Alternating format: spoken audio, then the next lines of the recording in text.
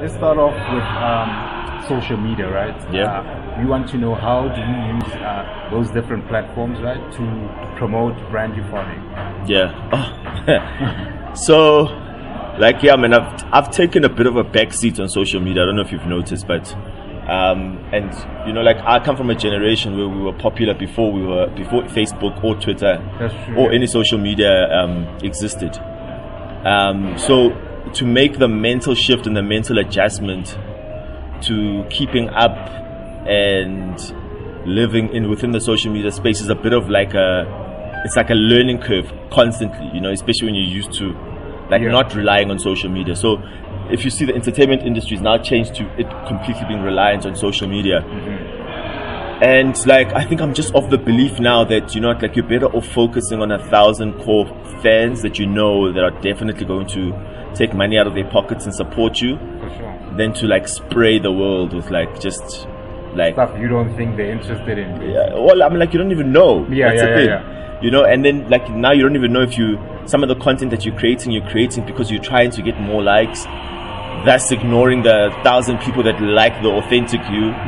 So I mean, like, I've just taken a bit of a back step. I mean, like, I'll post like I'm playing here, catch my radio show, check this magazine, but like more of the lifestyle stuff I've stayed away from, because I just think also like it's very distracting. And if you see like a lot of the local, especially the local scene, in fact globally, I mean, like, if you're in the States, you're a small fish in a very big pond. If you're in South Africa, you're a big fish in a very, very small pond, you know. So they can justify it because of the scale of endorsements and the money that's in the rest of the world. But in South Africa, it's like, who are you doing all of this for? You know what I'm saying? Because it just doesn't make any economical sense.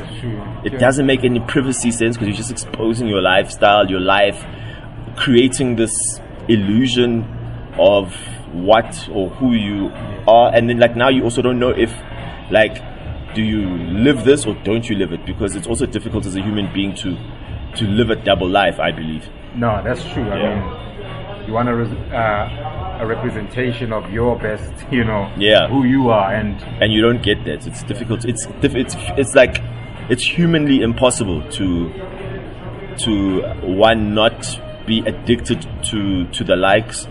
And obviously, like, as human beings, we always like to push the boundaries. So I mean, like, that's why you see so many girls, like, if they're dressed, no likes. If they show a bit of their bum, a lot of likes. So like, now girls are pushing the boundary. You know what I'm saying? So it's like, where does it stop? That was going to be one of our later questions. Do you feel the pressures to have to live the celebrity life? The cars and the mansions and the bling on social media.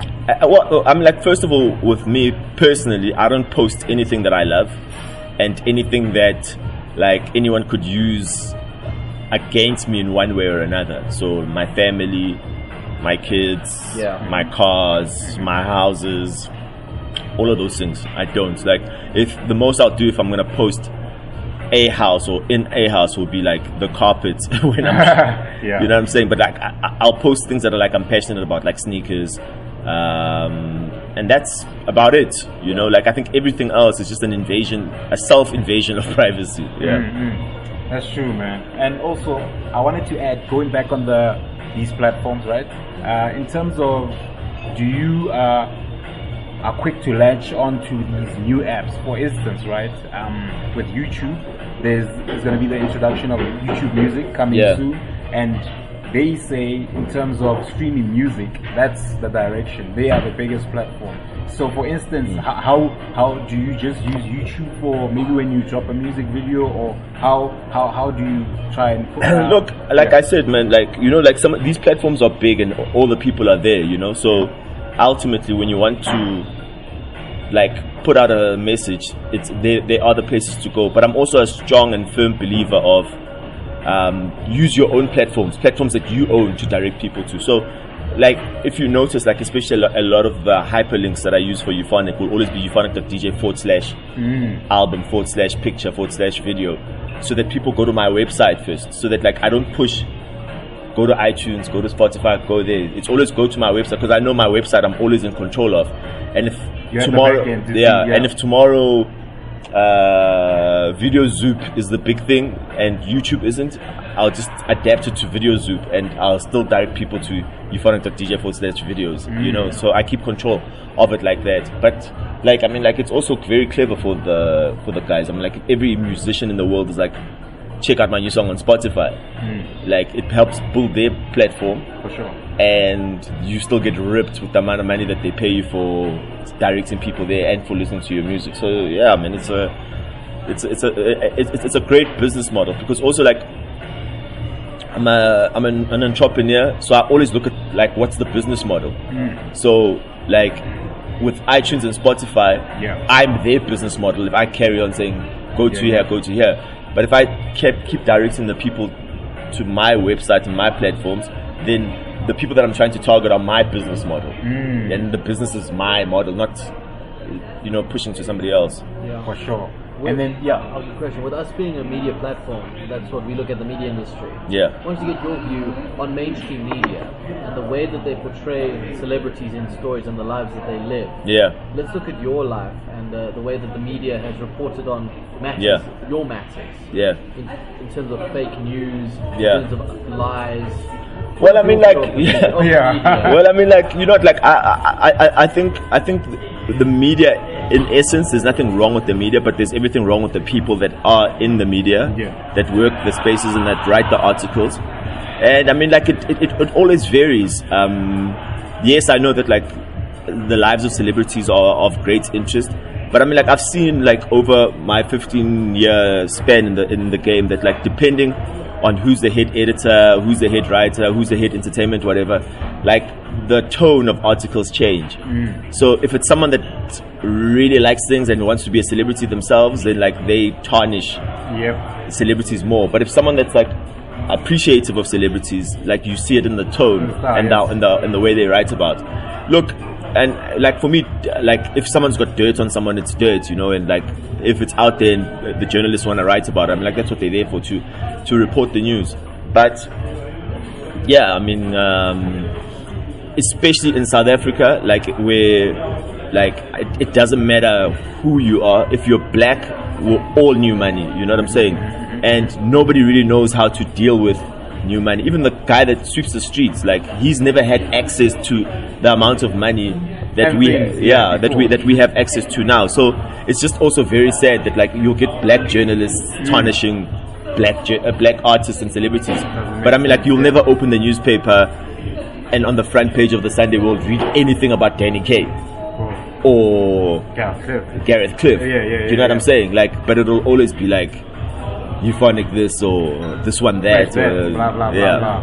So it's also like a mentality thing as black South Africans, that like we want to rip each other to shred, you know. And that self-hate thing they talk about, you know. It's we find it extremely hard to promote each other, you know. Yeah, I wouldn't even call it self-hate. It's just like lack of self-esteem, and you don't know how to deal with the next person doing what you consider better than you.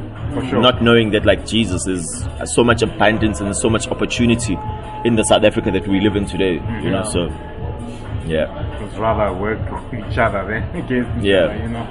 And in terms of, do you personally separate Temba with the brand Euphonik?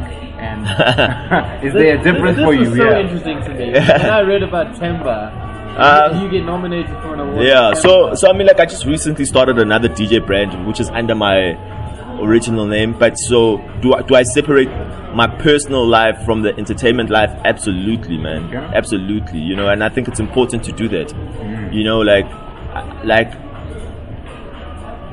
I don't know, like who did I grow up like did Superman ever get married? I'm not too sure. Do you know what I mean? He never did. Did Spider-Man ever get married? Nah. You know, Spider-Man always had love interests, you know, but, like, you always knew that, like, Spider-Man was more than his love interests, was more than whatever, like, his part-time job that he did when he wasn't Spider-Man, you know. So I think that, like, I look at, like, celebrities as, like, superheroes as well, you know. And I think the more you give about your life and the more access you give your fans about your life, the more of the less of an enigma you are. For sure, you want that mystique, right? Yeah, so you want that mystique, and you want to always be like when someone looks at you, they should always be like, that guy that's at the festival making me throw my hands up. It should never be like, that guy that's married with kids. You know what I'm saying? Because like that takes away from it's like just another day. Yeah, it just takes away from the superhero that you are, and like that's what you're building. You're building a superhero. That's true. So the difference between Temba and Euphonik? There is no difference. It's one and the same. It's just different styles of music.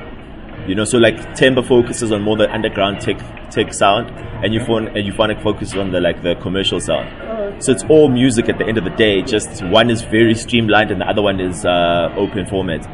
And then does Temba do the mixes on 947?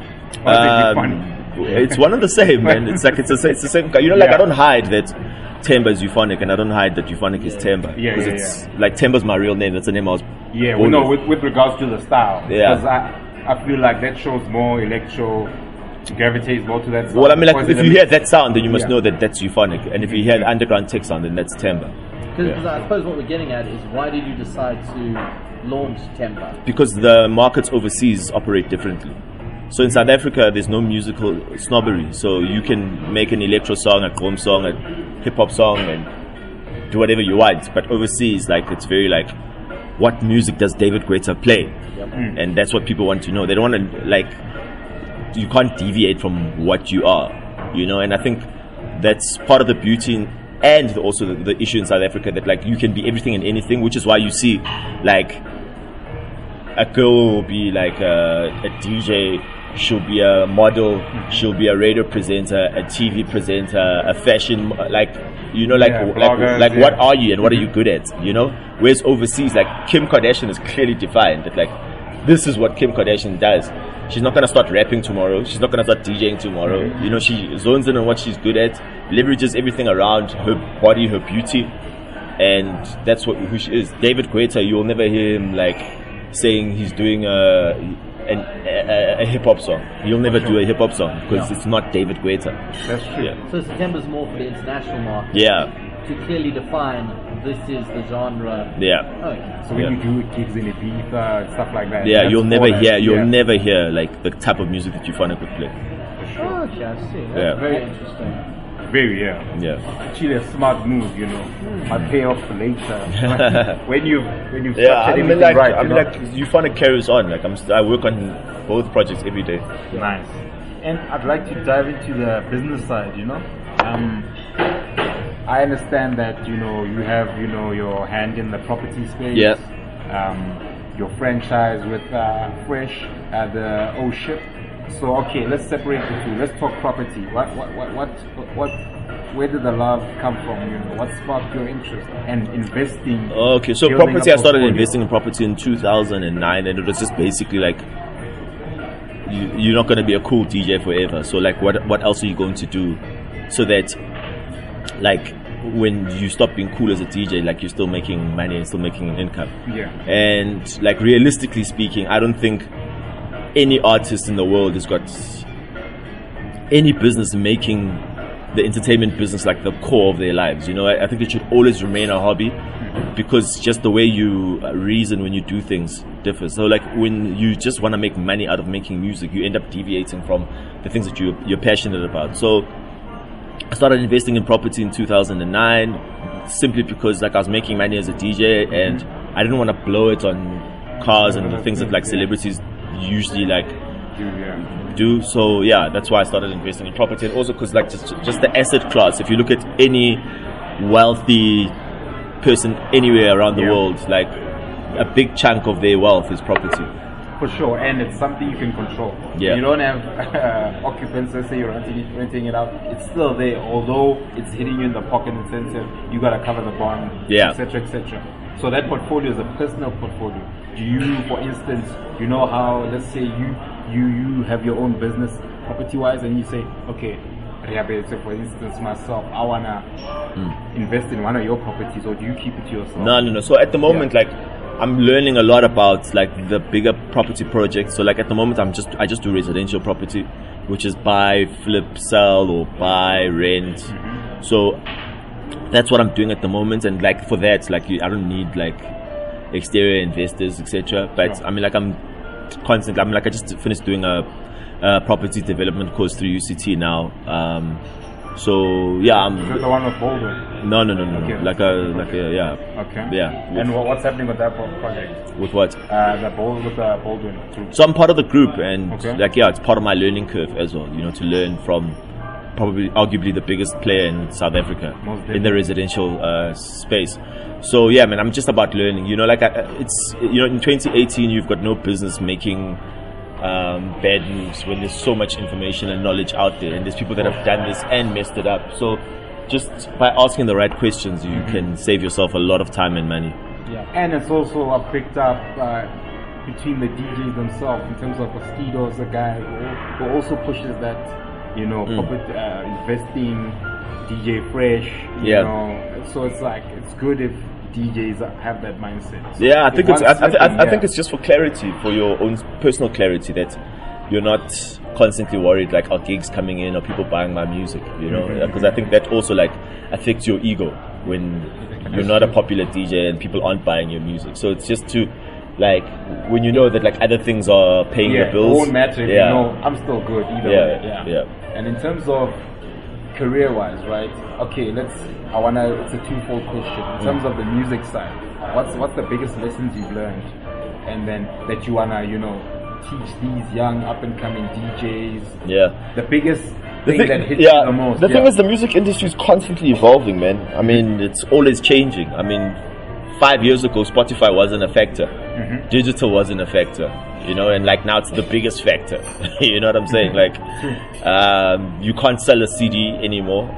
I come from the school where we sold CDs, and now we don't sell CDs anymore. So, like, one, ability to adapt as quick as possible is critical to have as part of your skill set, and also just like being like, as difficult as it is, being unemotional about the business aspect of it, like, and just remembering why you got into it. Like, if you love making music and playing music and DJing, that's always the core. That will never go away, but like the how around all of that is constantly changing. And if you're gonna hold on to like, oh, we play vinyl, and if you don't play vinyl, you're not a real DJ, you're gonna struggle in 2018, where like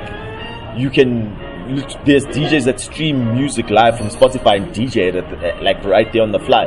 They walk in with just like phones and whatever equipment is used, so they don't even know what music, they search literally like on the fly. So this guy doesn't have music like on memory sticks or saved as records or saved as CDs. So it's changed, but ultimately he's still DJing and playing music for people. So that the core of that's always remained. And also it's the music business. It's not the music playing field. It's not the music school ground. It's the music business. So educate yourself about the business. Like, I get so frustrated when I hear, oh, this one knocked us, but we didn't. No, it's like, I don't go ride horses unless I know how to ride a horse. For sure. I don't call myself a doctor unless I've gone to medical school. You know what I'm saying? Like, educate yourself about the business before you do the business, because ultimately it's the business, and like with most things, it's assumed you know what you're doing when you get into the space and you come play with the big dogs. You know what I'm saying? So educate yourself to avoid saying I didn't know, because how can you say as an adult I didn't know? For sure, So I want to get your take on the state of the South African music industry, the challenges that are facing it.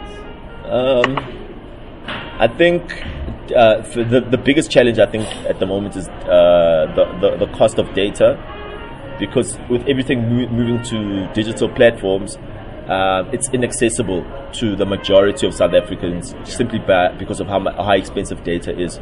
So even just to stream is a cost factor. And what we don't look at as musicians and business people is that if someone goes to the shop to go buy 10 megs of data for 5 rand and they illegally download your song and it costs them 10 megabytes, in their mind they've already paid 5 rand for your song. For sure. So that's where the game's changed. That like, you still want someone to pay you for the song, pay to download the song, and in their head they're paying double. Whereas in sophisticated markets like the United States and Europe, like, data's almost dirt cheap. So the cost of downloading the song is inconsequential, so they don't mind paying for the download or streaming the song. So if someone goes onto Spotify, Jukes, iTunes and streams your song once and it costs them 2 megabytes, technically speaking, I've paid to support you, you know? And that's how the end user looks at it. And we don't look at it like that. So I think just education, again, like educating the market, educating the people, sitting down with the networks and trying to get them to work out deals on how you can make it cheaper and more accessible for the end user to be able to consume your music are things that are critical. So like that does affect the bottom line, you know, because the shift in where the money is going now. When you sold a CD, you had something physical that you made and then sold at a profit. With data, I mean, like, what people don't realize is that if you have one song, right, that you sits on your laptop and you copy it onto Spotify and 5,000 people stream it, like, the copy is zero. You know what I'm saying? And what's 10,000 times zero? It's zero. You know what I'm saying? Whereas if you take your song, put it on CD, make 5,000, and you sell 5,000, you've sold 5,000 times 5,000. You know what I'm saying? So there's a number to it. Whereas in the digital era, like, to copy and paste is zero. Cost nothing. You know what I'm saying? I get you. And is piracy a big issue in South African music? I mean, like, I'm like, you and I will say piracy, but is it piracy? Does the end user look at it as piracy? It goes back to what I was saying. They, in their mind, but I bought 10 gigs for 50 Rand, and after I listened to your song, downloaded your song, I had 40 gigs left. So I've paid for it. So in the mind of the end user, it's not piracy. It's I've paid for it. So you and I can sit here and argue piracy all day, but what is it to the end user? You know, and I think people know when they're doing something wrong. You know, like, if you are illegally buying, again, a CD, but when you sit on your phone and click download, whether the site is legal or not illegal, like, some people don't even know the difference. But when you click download in the song, okay, let me try to flip it around, right? If you're an artist that looks at it like, okay, if my album's been downloaded 100,000 times illegally, maybe he looks at it in the positive way, as in I'm in 100,000 households. That's who really like my music. That's where it's at. The money at the moment is in touring until they figure out how to, like, find a way around that. Like, it's in physically seeing you as the artist. So, like, music is more of a business card now. It's not something that you can rely on to make money. And then let's jump into your endorsements, right? I know if they're still relevant in terms of your relationship with Daytona, right? Play. I've seen something you posted this morning in terms of the Play party with Euphonik, and then Mini Cooper. Those brands. Could you please explain those relationships and how you went? I mean, I wouldn't really say I've got endorsements. I've got relationships with people, and they're long-lasting relationships. I've been with Mini since 2009. You know, like, the Play brand ambassador or the Play brand manager at the moment is someone that, like, I've known for a while. So it's the relationship more than the brand. I'm friends with the Daytona guys, you know. So it's like, it's more of how do we. Sorry, can I please get a rooibos? Yeah, with milk and sorry, no milk, honey and lemon. Yeah. So it's more of a relationship, you know, and it's with everyone that I work with. It's how does my brand, like, fit into your brand, and how can we leverage it? You know, like, if you've seen me, like, I really stay away from things that are authentic to brand Euphonik and things that I don't believe in, simply because, like, you have to sell the story. And I think people in 2018 aren't stupid, man. Like, they know when you're doing something just because you got paid for the check. And for me, it's like, you gotta love this stuff. Like, I'm in Ibiza, like, 2 weeks a month, every month for 6 months. Like, now I'm doing a party with me in Ibiza. My fans know this guy's always in Ibiza. Now he's bringing us to Ibiza. You know, my fans know that this guy, like, loves cars. Like, you know, like, it's a perfect fit. But the minute, like, I start endorsing, like, I don't know, like, I'm trying to think. Like, something that's, like, you like, but he's never even spoken. You know what I mean? Like with Ballin, the partnership is I love property. They are in the property business. You know what I'm saying? It's like it's a perfect fit. The minute like I start endorsing pink hats, it's like he's never even spoken about pink hats, like ever. He doesn't even wear hats. So. You know what I'm saying? Like everyone knows I wear black t-shirts all the time. Like if I'm doing an all black something, it's like it's a brand. It's a brand fit. They know what that's what this guy's about. Nice. Now we've seen celebrities, they endorse like alcohol and they don't even drink. It's a chick. I mean, I mean, like, And in terms of, still on the branding side, with do you still believe in merchandising? Does that, you know? In the South African context, it's difficult, man. You know, because also like you just need distribution. So unless you're gonna do it at like a big scale, like Nasty C with sports scene, like you're playing games, you know, because like you need to do it at scale and you need to do it like it needs to be sustainable. Like to make 200 t-shirts here and 100 t-shirts over there, and that's lunch money. Like it's a joke, you know. Like if you own your own warehouse, and you could distribute and you could make in bulk and you could That's true, man. And then in terms of how do you deal with young kids coming up? I DJ. I want to be mentored. Do you take them on, and what kind of advice do you give them? So I mean, like, you know, like there's a line that says, "Do what you can, and God will do what you can't." So like, in no way am I comparing myself to God, but I think if someone comes to me and they're like, "Listen, I want to be a DJ. Please help me get headphones." Like, get out of here, man. Like, I don't have time for you. You know what I'm saying? Like, but if you say like, "Listen, I want to be a DJ. I've done this, I've played here, I've gotten my way into this, I've started doing that," you know, like someone that can show you that like they've done someone that can show you that I've actually done the groundwork and all I need is that additional push. I've got all the time in the world for those types of guys. But the ones that are like how do I where do I find music? Like, I have no time, like, because it means you yourself aren't serious, especially when you can just go Google how to be a DJ. You know, and get all the info. And also like I've got mentors that I've never met, like, you know, like property wise, like there's a lot of, you know, I've never met any of those guys, but like they are my property mentors, and I don't have to meet them, but I can pick up a book, pick up a newspaper, pick up a magazine and read about them. Read about them. Educate yourself on what they do, né? How much? How many pieces come in the salmon roses? 6. Sure. It's a whole meal there.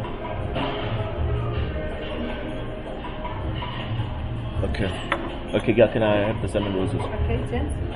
I'm good for now. Thanks. Stretch it out. And in terms of, let me let you set up. No, finish. Go. No, in terms of that investment, do you give your other peers advice, or do you let them do it? Are you that type of guy? You know that you know what I've seen in South Africa, no? Is that if you give people advice that they haven't asked for, you seem like you're a know-it-all. Okay, fair enough. So rather, just keep quiet, do your thing, and those that ask, assist. And you help, but otherwise, like it's just like oh, you think I'm not doing enough with my life? Oh, just because you're doing X. Yeah, you think you're doing better. So you're actually just better off just keeping quiet. And if anyone's inspired by what you're doing, assist them with the information and the knowledge. Otherwise, like, stay away from it. That's true, man.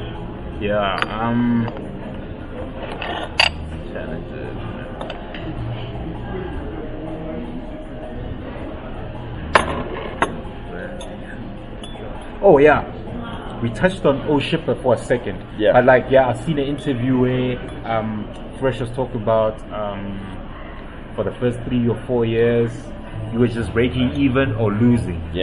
So in terms of how it's grown and how you felt then when it wasn't going anywhere, although people had a nice time on the ship, getting lit. I mean, like when you build, that's what it is, man. Like when you start a business from scratch or start a property from scratch, like that's what it is. You expect to take a bath for the first couple of years because you're building something, you know. But it's being resilient and having the patience and having the foresight, and also just like not giving up on your own dreams and knowing that like this thing will definitely like get to where we want to get it to, and just like constantly chipping away and working at it, you know. So I mean, like, it's, for me, it's part of the process, you know, like, and it's like I've done it over like lots of times over, where you start a party and only 50 people show up, the next one 100, the next one 500, the next one 1,000, you know. It's just part of the process of building. But because we're in a generation that wants instant gratification, like if the first one isn't popping, like we stop, like yeah, it's not working. But I mean, like, you have to build it, yeah. Of course, yeah. Lose, then start gaining wealth. Yeah. And then in terms of your style as a businessman, right? Relationships, in terms of do you want to control the whole process? Do you when you talk with your business partners, is it like, nah, if it's not my way, I'm not happy, or no way. I suppose what we're asking is, do you outsource things to people, or do you delegate? Or do you keep control of? So, you know, like, I think there's certain things that you need to have control over, but also, I mean, like, that's just like maybe like the creative process of like how we put this thing together, because ultimately it's your brainchild, and the most difficult thing to do is express or explain your brainchild to somebody else. So initially in the beginning, when you start, you have to teach yourself to like let go of certain things and just like articulate yourself well enough so that like the whole team gets and understands what you're talking about. Because the difficulty is sometimes like you've got this like unicorn in your brain and you just don't know how to tell people like, this is what this unicorn looks like, this is what it does, this is, you know what I mean? Like, and that's arguably the most difficult process. But I mean, like, when you surround yourself with the right people and the right team, over time they start to understand how you think. Yeah. True. Nice. And I have no issues with it. I mean, like the wealth of a king is measured by how much free time he has. So if you're constantly busy on everything that you have to do and don't have time to look at other things, then like, are you really wealthy? No, you're not. You know, making sure I can pay the bills. Yeah, I mean, like, it's just start something, see it through, build the first one. Thank you so much. Build the first one, and then pass it over to people that are going to be able to run and manage the process for you. Yeah. Anything you'd like to add? I think we've covered all the questions we wanted to cover.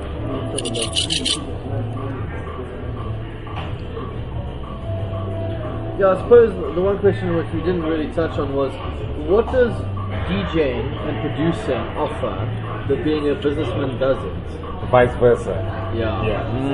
So these two separate worlds almost. You've got your entertainment career and then you've got the businessman. Yeah. When you're for me the entertainment side is like the creative side, and then like personally, I never touch anything I'm not passionate about. So I'll never I do property because I love it, not because like, you know what I'm saying? Like, so anything that I ever do, like, I really enjoy the process. Yeah. So for me, it's like it's I'm never working. I'm always having fun and doing the things that I love. Makes it easy to wake up in the morning, you know. I mean, last night I got home at 2. I was recording until 5. I'm here. After this, I'm going to my weekly bowling meeting. Constantly busy, on the go, yeah. 2 gigs tonight. Like, I'm having fun, you know. So nothing feels like, I have to wake up and bath and go to school. Like, and then how do you manage in terms of that? Like you're saying, you're on one thing onto the next. How do you manage the business side? I've got a team. With team, okay. Yeah. I start stuff, pass it on, and then have they get to tell you, go see. Have weekly checkups with like what's happening with this, what's going on with that. Yeah, no. And yeah, we were lucky to catch you, especially if you're such a busy guy, you know, making time for us. That's massive. we really appreciate that. For sure. No stress, man. I suppose that now that you've said that, talk us through your average day. So a day in the life of DJ Euphonik. It's never the same. It's always weird and wonderful, you know. But what I try to do that Monday to Thursdays are set aside for property stuff and other business, and then Thursday, Friday, Saturday, Sunday is music, and then like on Monday I'll maybe rest if there's nothing happening. But like yesterday I did a social media takeover of like a big international music blog, Beatport. So the whole day I was like tweeting and Facebooking content and Instagramming content. Like that was yesterday. Today, like I'm gonna do this interview. I'm gonna go to my meeting at Baldwin, which is property related. We have it every Friday. I'm gonna come back, chill a little bit, play 2 gigs tonight, play 2 gigs tomorrow night, do my radio show on Sunday, and then on Monday I'll be back on site, like checking that my property stuff's going well. You know what I'm saying? So you gotta have a lot of energy, basically. like you know, like it, like the odd days, like I feel really tired, but I seriously enjoy what I do, so like it never ever feels like work. You know what I'm saying? Like never ever feels like work.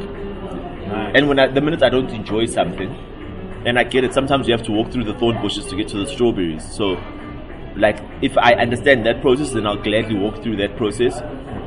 But then there's certain things about like certain tasks that I don't enjoy, even within the stuff that I love, and those things I pass on to other people to do for me.